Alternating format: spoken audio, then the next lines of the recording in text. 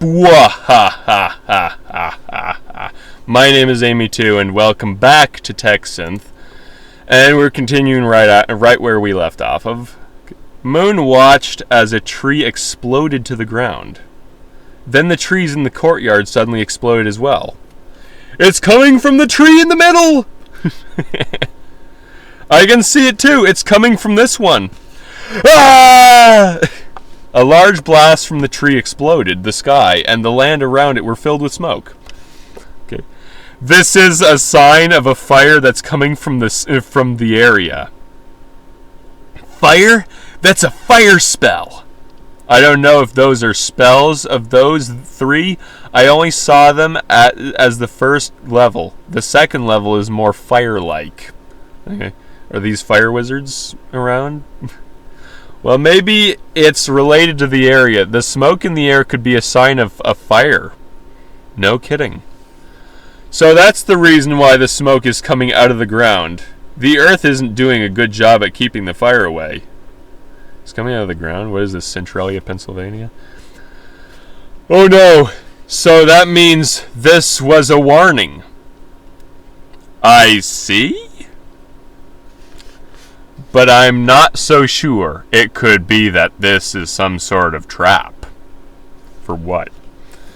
It's the fire of a fire trap? Yes, the smoke could also be related to the fire trap. Ah, we might be able to save them, I think. If we can get there, it'll be good for them. The tree in the middle exploded. The smoke in the air was blown away. They could hear footsteps rushing from the direction of the explosion, as if the fire was about to break out again. The smoke cloud cleared, and they could see a figure. They saw it was a girl wearing black clothes and a red hood. She was running to the explosion. Okay. And the girl was shouting something. Are you okay? I'm okay. I'm sorry. This is a fire trap. This is not a trap, it's a trap. I'm sorry. The girl was saying something that sounded like her name. Uh-huh. The girl turned around and ran towards the girl's destination. Now there are two girls I see. And her body moved. And the girl's body was made of flame as she took an attack aimed at her, and then the flame dissipated like sand. What was that? I don't know. They couldn't understand it, and yet they could see the girl. And the flame that was in the air was also gone. There were traces of her presence. That made the girls feel relieved. A girl who didn't move was now a girl who was running. What? It's a trap. It can be a trap after all. The girl in black clothes was not a human. Fire elemental. What's up with the other girl? What's with her? The girl in black clothes was a girl who didn't move, and the girl in red clothes had moved. I didn't move. I couldn't move. I didn't move. I just stood there. Way to make you look suspicious. The girl in red clothes took a look around and saw that there was nothing around her. She felt the pain in the shoulder and the back of her shoulder. The girl could feel that she had been stabbed by something. She had already become a little anxious, so she looked around the surroundings. She didn't see the boy who was holding her hand. Where did he come from? Just wondering. Who did this? Who did this? The black-clothed girl in a high-heeled dress. Okay, apparently that's who did it. The boy who had been hiding in the shadows took a look and saw a girl who was holding someone's hand. Yeah, the boy's hand. I am also being carried by a black-clad girl. I can tell her to let go. The girl in the red dress turned and glared at the boys, and then she ran and started to run. With a kick, the girl in the red dress punched through the ground. The boy in the black clothes saw her and looked away. A black-clad girl ran over to the group of guys and punched him in the head. He fell backwards and he stepped on him hard. What is this? But it wasn't heavy. Hey! It's been too long for me to see my mother again! Ah! The group of boys were shocked. Then they screamed in a voice that they hadn't heard for ages. They were the same ones who had seen the girl in the red clothes earlier, but for some reason they had forgotten about her. Yeah, for some reason. Don't know why you'd forget about that. The girls who had gotten into the carriage started to scream, and the boys were shocked when they realized what they had seen. What do you mean we didn't know? We did! The black-clad girl smiled sweetly, which was strange since she was a girl.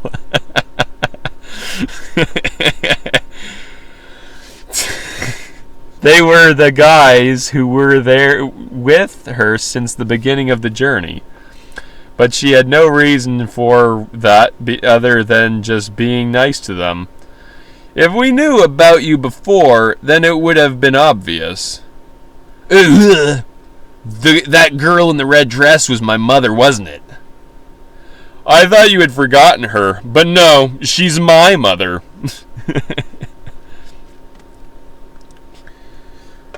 Sletter watched as Moon's car was towed away, her hands in the air. The man she was dating had just pulled off the biggest heist of his life, she thought. She wanted to yell, "Hey, watch where you're going!" but couldn't. The only time she'd ever been so close to screaming in anger was when she had been in that house and she'd gotten in an argument with her father when she was about 5 and had yelled at him until he'd had to pull the car out of the snow. Her father had never been a violent man, but he was a big man who could do more than make Moon pull over. What is it implying there, I wonder? It turned out the heist worked like that too. He was going to get the car stolen from him, and he had just given him the biggest gift of all. She had found out that Moon could make the keys to it disappear. He was a master of locksmithing. He took the keys and the keychain and hid them in his pocket, and he left town, and she had to go and find him. So, is that your definition of locksmithing? Stealing keys? Because she was sitting on the side of a street with a newspaper to read on her lap. She was a few hours away from a police station that she would be sent to, and to a hotel where she would be staying for a few days while the police looked into her case, and she was checked for any weapons she could have hidden. Her father had taken a few photographs of her in uniform, just in case something happened, but she won't have that. Moon was at the other side of the street, holding the keys to her car. She didn't seem worried at all. If that was her father, he was a nice guy, if a bit overprotective. Her father was probably just worried. "Well?" Moon said. She took off her scarf and set it on the ground. She was wearing a nice red dress and had been wearing it since she left. Weird stuff. Sletter and Moon found themselves on an abandoned ship drifting in space. After several months, they found their way to a distant galaxy. The ship was in a near-destroyed state with the power to transport them to the nearest planet. However, as the crew was leaving, they were captured by the evil alien, the Smuggler. As the crew was left to fend for themselves in the Smuggler's stronghold, the Smuggler sent a small army of smugglers to try to take them back to his galaxy. As this began, the Smuggler, with his army, began to attack the ship. Its crew fought a valiant fight, but the smugglers' army had all the advantage, and soon the smugglers were wiped out. Wait, what? I thought they had all the advantage. Once they had escaped, the ship was left floating in space in the smuggler's lair. The smuggler was in an advanced state. What does it mean by? And was able to easily destroy the ship and its crew.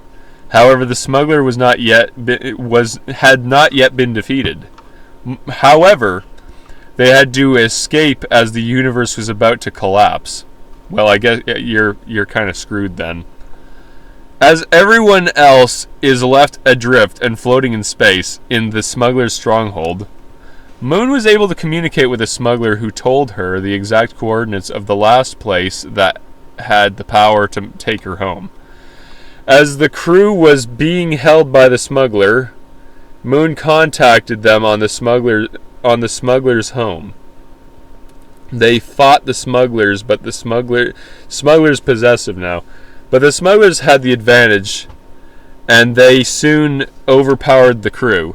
As the smuggler began to kill the crew one by one, Moon and her crew were able to take the ship and jump to the nearest star and return to Earth. Moon was able to contact them after she was released from the smuggler's prison, and they were able to escape from the smuggler's stronghold and return home. The crew would have been lost forever at this point had not a ship was in distress and was able to return to Earth.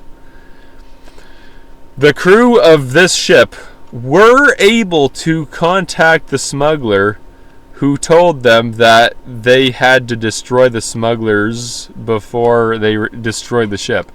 As the smuggler began to fight the crew of this ship, they were able to kill each smuggler, who were in a weakened state and had only limited power, and the ship was able to return to Earth. The ship was destroyed after its departure from Earth. The crew were able to return to Earth. The smuggler were all killed. The ship was destroyed from orbit. Okay. No smugglers were able to be found. Moon was able to contact her family and told how she was able to contact Earth. They told her that they were able to locate Earth in the far corners of space, and they could help her if she needed them. Moon was able to return from a trip to the far parts of space and meet her family. And I accidentally got the bottom of the page there when I copied that one. So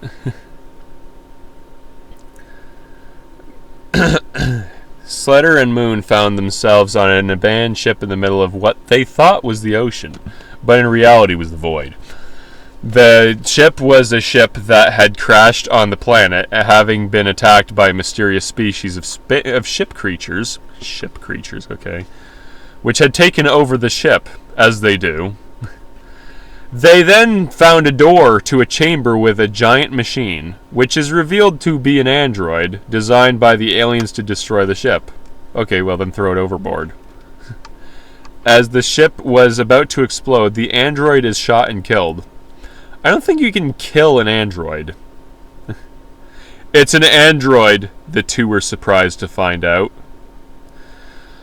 The ship was a crashed ship of some aliens that had taken over the ship and were fighting against one another. The alien beings who had taken over the ship used the ship to try and create another species. Why? But were killed when they tried and failed. And that's how we die. By the hand of another species, explained Moon. The two were then taken to an alien base where they were told the story of a man who was a pilot. After they were told the story, they were told that they had to fly in a spaceship with their weapons on their hands. How do we get off? They asked.